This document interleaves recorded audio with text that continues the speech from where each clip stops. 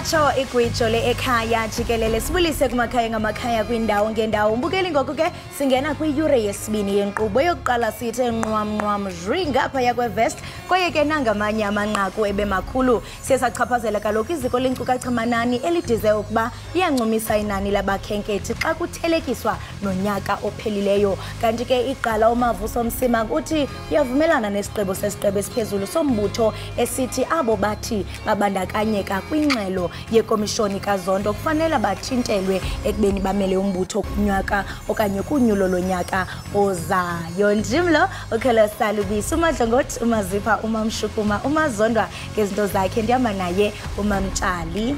Ulenze njani ihora uthe nqwam zwi? Lalela nqwam amacephe nje amabini amathathu kodwa ke kusasele ke esinye isidlo. Yaqona mos into bana siqala ngeMay seza kwi-dessert ncemba singxamanga. Mbukeli ihora lesibili lesidigadikayo njengamanje lokuqala sesilishayisa liphuphutha. Sathembe ukuthi ke usahleli nathi futhi usanethezekile. Igama lohlelo i-Ekhaya Jikelele kanti mina nguNoxolo wakwaMwali. uMantshingi ihlabangane limhlophe qwa intokazi yale ondi nesishami sesifundazwe esidala. Singene ihora lesibili ke mbukela ke sibheke ihamba phambili.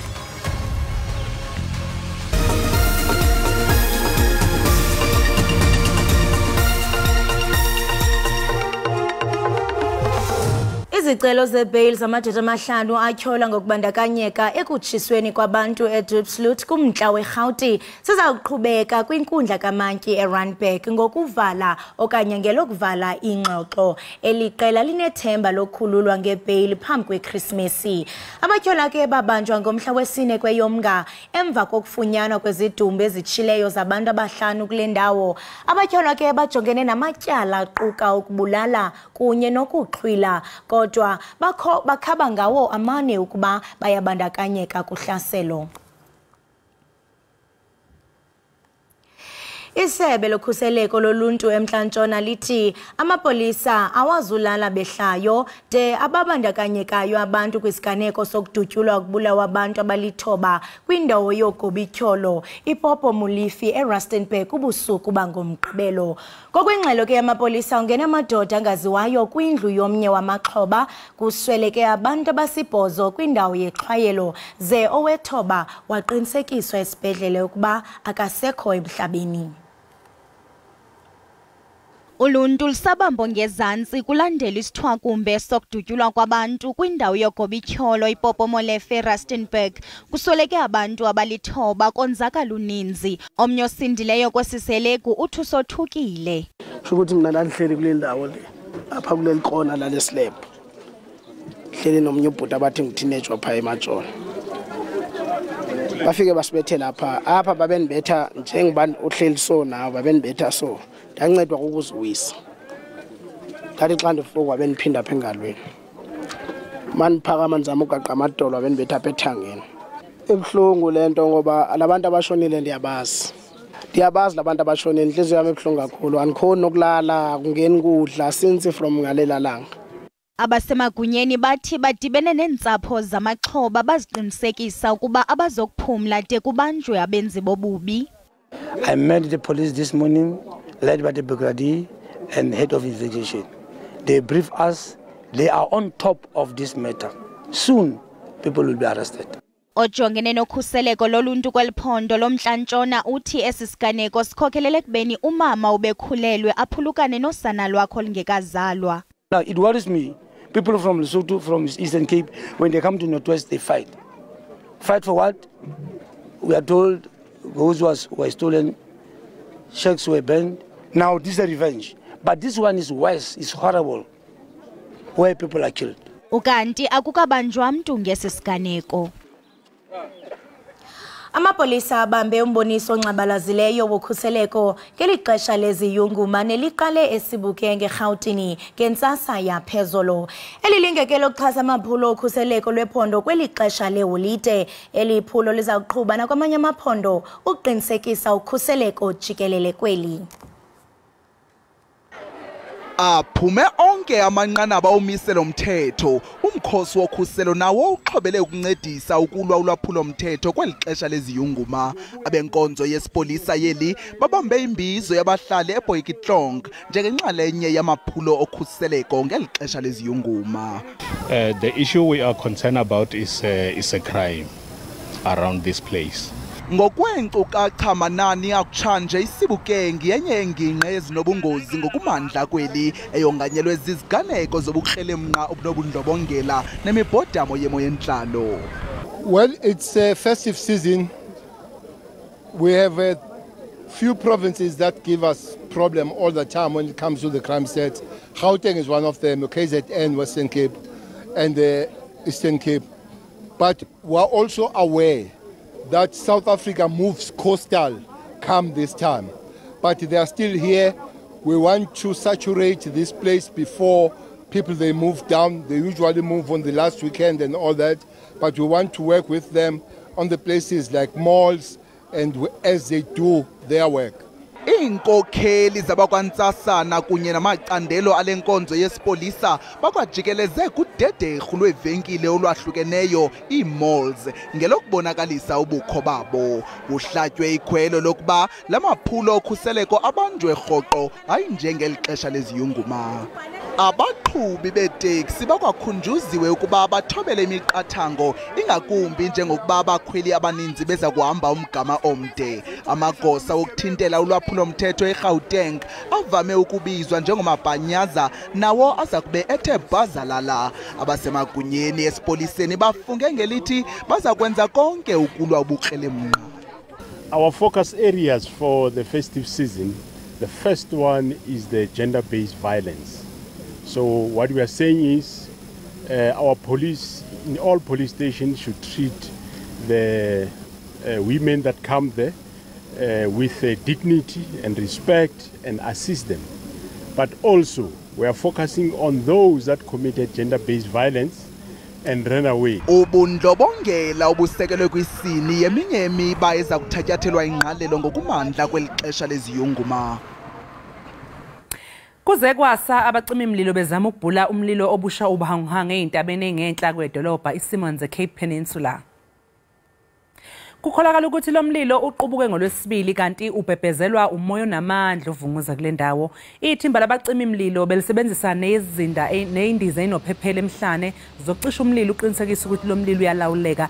Ngesho ke mbukeli uphazamisekile phela lo msebenzi ngenxa ukuthi intuthu ebiqhamuka lapha ibingabekezeleleki. Kubeke sekujutshwa abacima imlilo ababalelwa ekhulwini kanye nezimoto ezithwala amanzi ezisikhombisa emzamweni ke yokubhula lo mlilo.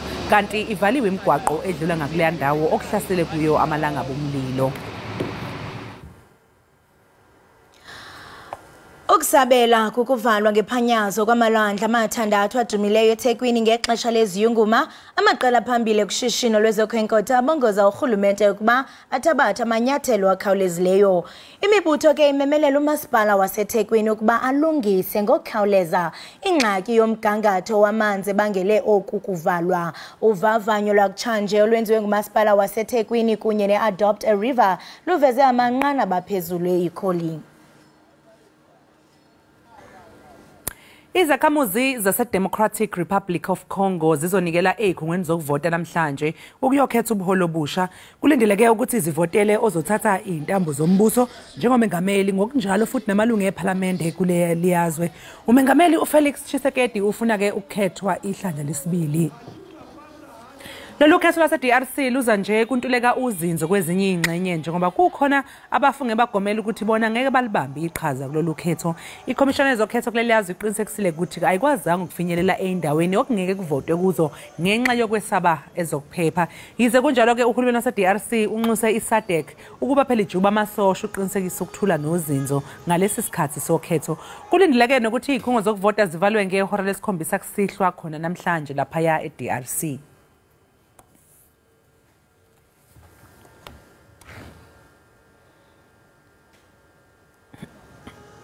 Ayike mbukeli ke sigoqa lapho ke bese kuphathele zona kuleli hora lethu izindaba kodwa cha asikaka indawo saqhubeka mbukeli nokuthi nje sikunikeze lokho othanda ukuthi ukuzwe ngaso sonke isikhathi njengamanje ke isikhathi sokuthi ngisithi nje qu $8 sizobuya emva komzuzwana kodwa nje ngaphambi ukuthi siqu mbukeli $8 sikhombisa nje laphana izithombe makhona izithombe zalapha esikhona lesi sizithombe sesixeko salapha eAuckland Park xa kuthiwa Auckland Park uthethwa ngale ndawo njengokubona mbukeli into kubana hey i-buildings alapha zinqungwe imithi into ethi ke mbukeli yimpolo yodwa kodwa ke uyabona into kubana nasemgaqweni ingxinano ayikho chuncembe mbukeli bahambayo emisebenzini kwindawo ngendawo siyathemba ke nawe ba usimamele usendleleni uqhuba ngononophelo mbukeli ngoku ke mbukeli masithi qhwi nje sibhatala amatyala ungagunqi bukele inkqubo yakho ithandayo i-Ekhaya Jikelele.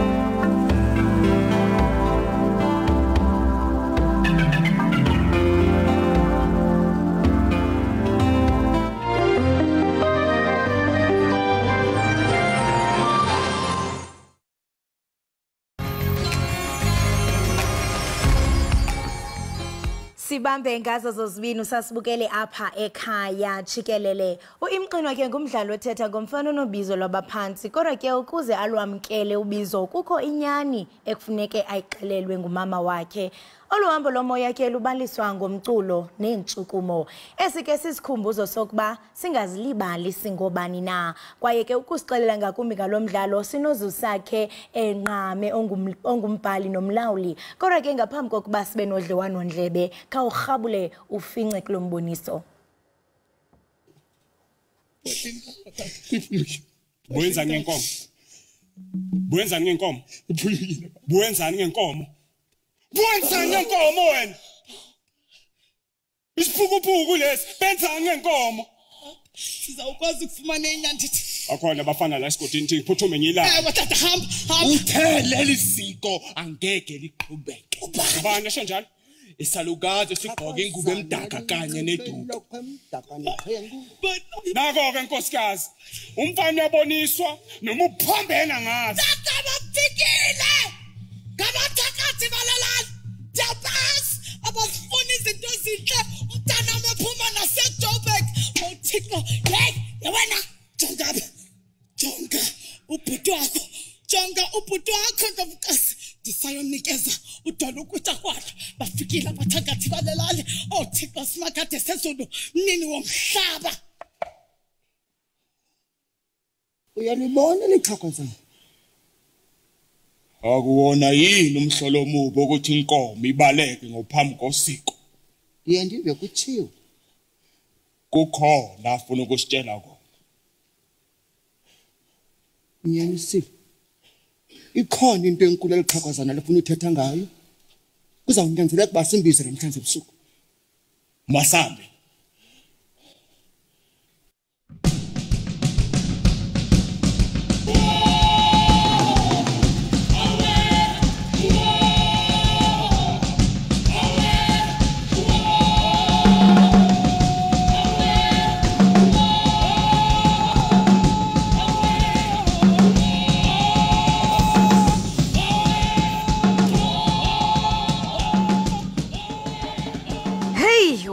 ngamangesi bathi interesting umbukeli we-Ekhaya Jikelele. Lo sando lokuyibona ke mbukeli ngumqulunqo wayo imqinwa. Silapha ke nombhali othe wathatha usiba nephepha wawubhala umqinwa. Nditshilo kaloku umbukeli into yokubana igama lakhe nguZusiphe. Zusiphe?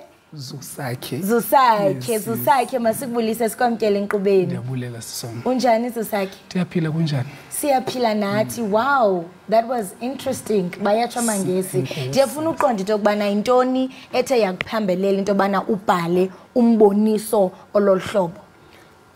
Into eyandiphemelela uba ndize nalo mbono okokuqala libali elisondele kakhulu kum okanye empilweni yam ndingatsho. So ukufumana ithuba ke ngoku ubana ndikwazi ustage iplay, understand, ndacinga ubana ngona mbono okanye ibali enothi ndilibalise ngeli xesha. Ndiyarhalela uqonda into yobana xa uza lo mbono futhi ndiyathanda into yobana ukrobisele nombukeli nangona ke sithe kwancu sathi nqwamnqwam sabona into yobana ubandakanye kantoni kumfana apha esibona into yobana unobizo nanku umama wakhe ndiyambona pha uyamchela uthi phuma moyombi. Khawusikrobisele nje into yobana lo mboniso kanye ugxile kwintoni. Umboniso lo ugxile kakhulu zingathi ngumama ovale ingcango zomzi wakhe ngeBhayibhile nomthandazo, you understand, and eyazi ba unyana wakhe unobizo labantu abaphansi kodwa ukuze alwamkele ulibizo unyana wakhe kunenyani umama wakhe emele amxelele yona ngemvelaphi yakhe ngoba kolisapha akhuliselwe kulo akukho apha azalwa khona umfana lo olibizwa nawo lela lapho azalwa khona kulo tata wakhe. But ke nguyena lo nyana akayazi umama ngulo ufuneka emxelele bana wena uphuma phi ukuze akwazi ukwamkela ubizo lwakhe. Utshilo into yobana umbono wakho nempembelelo ethe yakutshisa into yobana ubhale umboniso ofana nalo iquka nawe into ongatsho into yokubana ithe ncakasana enhlizweni yakho nawe ungathi mhlambe uhambe olo hambo? Luhambe ngisaluhambayo ndingatsho okwangoku. Into esenzeka empilweni yami nami endisazama ukwamkela ndibona uba kwenzeka ntoni ngempilo uqhubeka phambili. Interesting. Ndiyafuna uqonda because ngoku sikwelinye ixesha bathi the modern society, we are in the digital age. Ndiyafuna uqonda into yokubana kuyo le theatre piece uye wabe kanti uhlanganisa njani ucooperate into ye-digital and ikuncede njani mhlambe ukuqaqambisa lo mboniso? Digital into endiyanceda kakhulu. So during rehearsal times the show we had a theme song show that the sound that we always perceive ubana singathi yi sound that is used to call upon our ancestors. So we had that as the theme song that will take videos during our rehearsal time and we'll post them on social media such as your Facebook, your Instagram, so that drew the audience's attention bana bayazi ba xa benoya phaya what to expect and how to feel. So and that really helped us in terms of getting more audience. Wow, and speaking of getting more audience, yabona into bana unconywa kakhulu lo mboniso womqinwa and I remember kwezi veki ezidlulileyo we also had omnye udirector balisa into bana kukhona itheatre piece aphezu kwayo naye xa siyayijonga iqulathe iAfricanism. Ungathi mhlawumbe into bana ama-Afrika njengoko kubonakala ngathi bayonwabela abuyelembo afuna ukuzazi. Is that a rise? And just tell us about i-reception like his theatre pieces. I think lela xesha lobana sibalisa amabali wethu singabantu abamnyama. Xa sawuthetha nge-Africanism and spiritual calling zizinto kwi-theatre mandulo kwakungekho lula ukwenza amabali ngazo because abantu babengafili ingathi bamkelekile okanye babengafili ingathi into abanokwazi uyibukela e-theatre, understand, but ngokuhamba kwexesha kuba uyabona even abantu abanobizo labantu abaphansi ayiseyinto singathi ithabu kule mihla siphila kuyo into yasiyamkelekileyo na ku-society. So I think bringing those stories now into theatre into ebalulekileyo kakhulu, and in our generations those are really the stories that we want to tell. Sondele kakhulu ukuthi. So this is because xa ndiyayijonga ndikhumbula nolunye udlelwano ndlebe esasinalo neqala lapha kwityala lamawele uphekesa esitsho into yobana kwixesha labo ngethuba besenza ityala lamawele eyona njongo yayikuba ebabuyisela abantu enhlongolo ngexesha loba omkhulu esithi into bana uyawubona umsantsa ngoku uba ukhona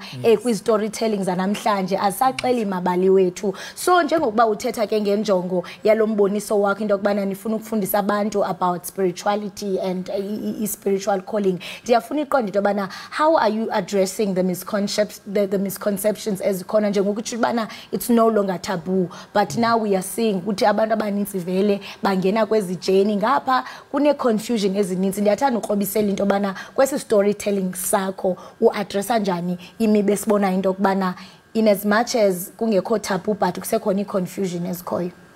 I think kwelo cala njengomqulunqi omtsha ofikayo kule industry, understand xa sibeka lamabali stage siyababeka ngendlela ethile engazuba yenza abantu xa bebukele bafile ngenye indlela okanye bafile ingathi babamamazinyo xa bebukele, you understand.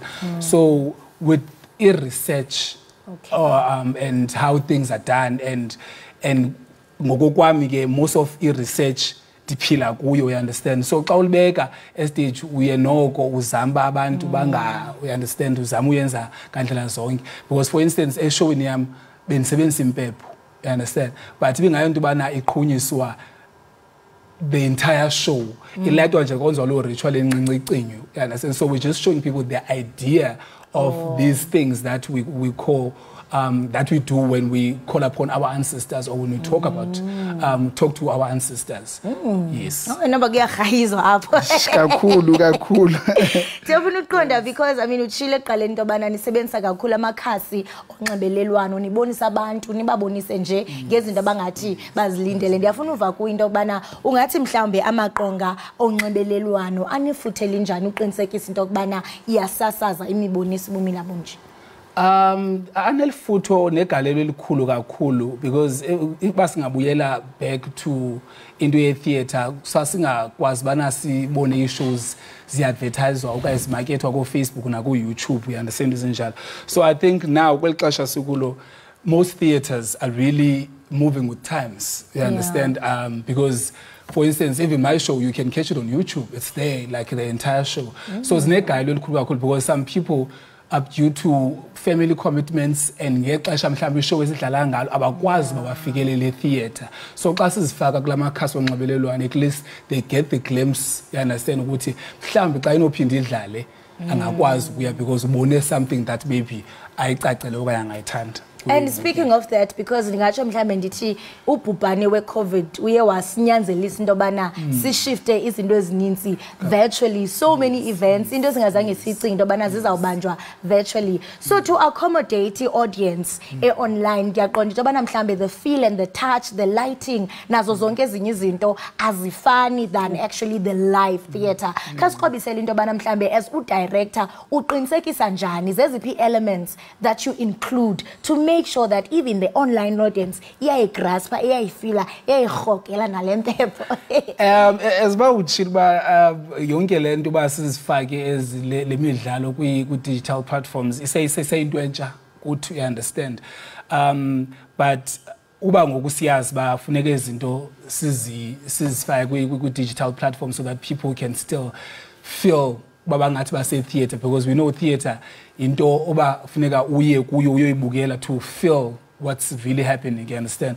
So what we usually do, I think with me bangathetha ngam, it's the kind of music that I do, you understand, in my shows that will make you, even if ubukele ephone izakwenza ba ufeel bana hayi bendikhona bendiphakathi inside. Hayi jonga, I'll definitely tag along.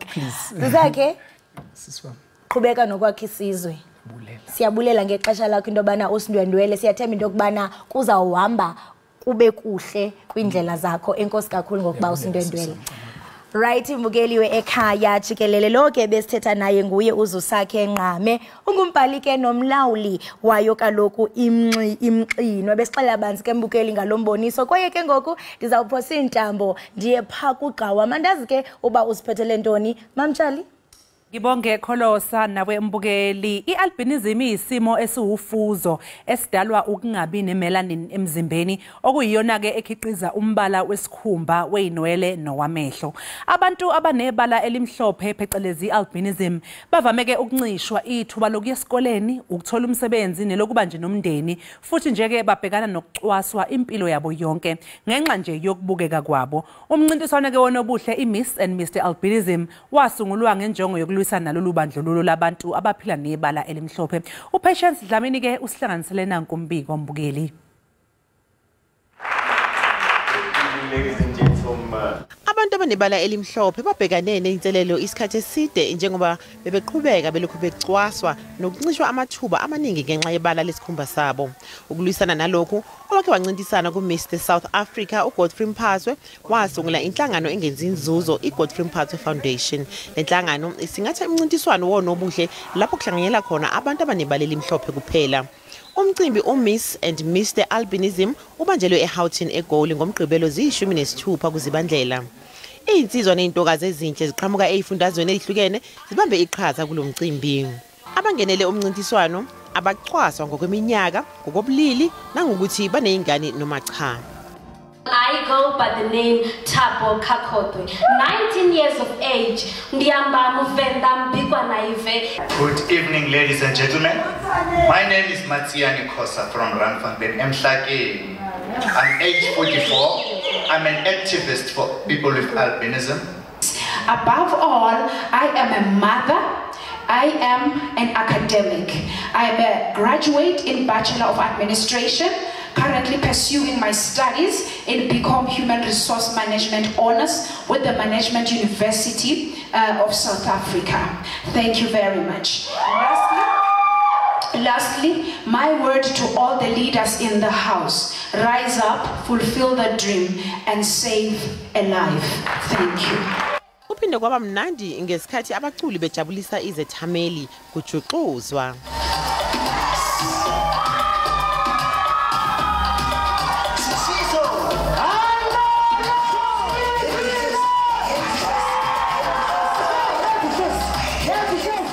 Abangenele lo mncintiswano banikezwe ithuba lokukhombisa ngenqephu yesintu. Amalungu emndeni yabangenele lo mncintiswano aphume ngobuningi ukuzokweseka abathandekayo bawo.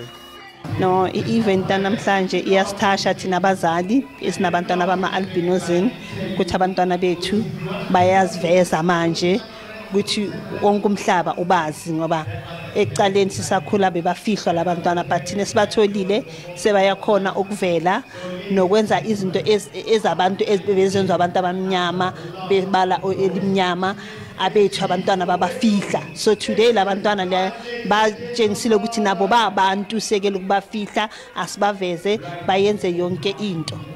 I think it's going to bring the attention that we've been needing from all angles, from your government to the society and like the country at large, because you know there's been this stigmas and all those negative thoughts about us, but such events can show you the capabilities that we have, can show you that we are as able as everybody else. You know, it's going to bring the change and opportunities that we've been needing, that you don't need to exclude us from the normal society to be in a special school or in a special, you know, in a certain area isolated so that you can show your capability. You and I are as capable as everybody else. OwayenguMiss nowayenguMr Albinism bavalelise ezixukwini njengoba bebezonikezela ngemqhele kuMiss kanye noMr Albinism 2023. Umsunguli walomncintiswano uGodfrey Mphathwe uthi waqhuquzelelwa ukubona ukuthi abantu bebala elimhlophe bayacwaswa ezinhlelweni zonke ezifuzelezi. I saw like a need, you know, and that these people are not represented. Uthi inhloso enkulu yabo ukuqwashisa abantu ngezingqinamba abantu abanebala elimhlophe ababhekana nazo nokuthi banxanxe abaxhasi ngoba luselude uhambo. More of an awareness, you know, we do not discriminate, so that you fully body figured or you know, we take everyone with albinism, you know, to represent the community with albinism, because these people were not having that platform. So some of them the age has already passed and they didn't get the opportunity. So we are here to give them that opportunity and that platform. Need sponsorship, like it can be transport sponsorship, it can be more bursaries, it can be, anything they can think of, and money, we spend a lot of money. We have to pay for this venue, we have to, the VIPs, we have to put money on those things, makeup. Ukuphela komxhaso lomcimbi inkampani iSpecon Holding okuyinkampani egxile ekuthuthukisweni kwamakhono nokwenza abantu baqasheke inikele ngamarandi ayizinkulungwane ezingama225 kulomcimbi kanti bazoqeqesha nokuthuthukisa amakhono kwabanqobe lomncintiswano. We specialize in skills development with the focus being on the presently disadvantaged individuals, upskilling them and making them employable. Uthi kusadla lubi ukucwaswa kwabantu abanebala elimhlophe ialbinism. It's very important because people stigmatize people with albinism and it's it's just a disability, and we feel that people like them also need an opportunity in life to upskill themselves and to find positions in South Africa to work. Amelia Shabango osafundela ukuba uthisha udle umhlanganiso waba uMiss Albinism 2023-2024 kanti njengamanje uyi-marketing manager at the Heart Foundation. And a warm greeting to my fellow judges. Greeting you is a 22-year-old lady who goes by the name of Amelia Shabango, who comes all the way from the dusty streets of Pinari in Mpumalanga. I am not only a student, but I am a disability activist and a marketing director of the Heart Foundation. What has kept me going is my condition doesn't hold any level of authority that allows me to do half of the things that I want to do in life. A lot of mixed emotions because I cannot believe that I've made it to this far. Imagining the work I've put in, the knocking on the doors, some they're not opening, some they are opening, promising things that are not going to give. But in all of that, I believe that my work did not go to waste. Uthi kumthathe unyaka wonke ukuzilungiselela kodwa ukubekezela kwakhe kube nemiphumela emihle. Register I think January sa khethwa as finalist. Ekukhetheni kwethu we stayed for like 2 to 3 months until everything was up and running, and then for the whole year we were given tasks lokuthi kumele siwende, and then we were scored against those tasks. Uthi umsebenzi okusamele wenziwe usasemkhulu kakhulu. Because this thing is not about me. It is about the lives that I want to reach. It is about the community that I want to change. It is the perspective that people have with albinism that I want to change. Kanti uMatsiani Khosa uhambe phambili kwabesilisa njengo-Mr. Albinism ku-2023. Uthi lesi sixoxo sisho lukhulu kuyena njengoba ubengasilindele. Kusho ukuthi lento le crown is not for me, it's for the community albinism. So this is for them, and then it means good, like I'll be there working for you as I do every day, as an activist in the West Rand. So it will make me to go out also to help those outside. Uthi uzosebenzisa lesi sikhathi sakhe nomklomelo wakhe ukuqhubeka nokuqwashisa ngeinhlelo ze-albinism. Ama-challenges engike ngabhekana nawo is discrimination, people calling me names, labeling, and then people undermining me, thinking that I can't make it. Well, I can. Sibafisela konke okuhle nokumhlophe.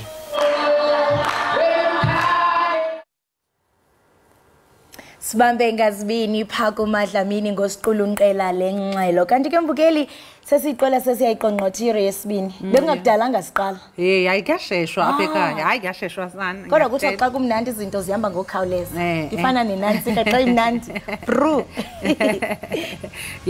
njengamanje ke mbukeli ke sesigoqa ihorele lesibili siyakho lesithathu kodwa nje ngaphambi kokuthi siye ihorele lethu lokugcina udirector uzokwakhombise lapha ngaphandle kwalapha esikhona mbukeli sobona ukuthi isimo sezulu sime kanjani impela liyaphuma lizobalela njengoba phela nabantu ke nesimo sezulu sisho ukuthi namhlanje lizobalela jikelele lize lifike ku 30 degrees ukushisa lapha yana eGoli. So ke nje kusasekuseni ke njengamanje lisazophuma nje libalele kahle ilanga. Kusanomoyana nje ke lo wasekuseni mangabe uthi uphuma ngaphandle khona lo yamoyana uthe ukuthi kancane kodwa ke ngokuhamba kosuku lizothi uqala ukufuduma ligcine seshisa ke mase kusemini. Ngase lichise futhi ke ingaske nje kunokugula okuza nalamoya ingaske abantu bambatha kuba nami ndiyaziva impumlo zibuva likarha ngoko ke siyacetyiswa nokusela amanzi uqinisekisa into bana xa uqala nje usuku lwakho uqala ngamanzi atshisayo kuze ube awuchaphazeleki mhlawumbe sisimo sezulu esizawutshintsha kubande kutshise. Hayi lithe rholela ngamafu ngenene embukeli kodwa ke nje ngoketshile ugqawami into kubana noko pha emini lawutyhila kuvele ilanga. Njengamanje ke mbukele ke sigoqeke ihora lethu singene kwelokugcina.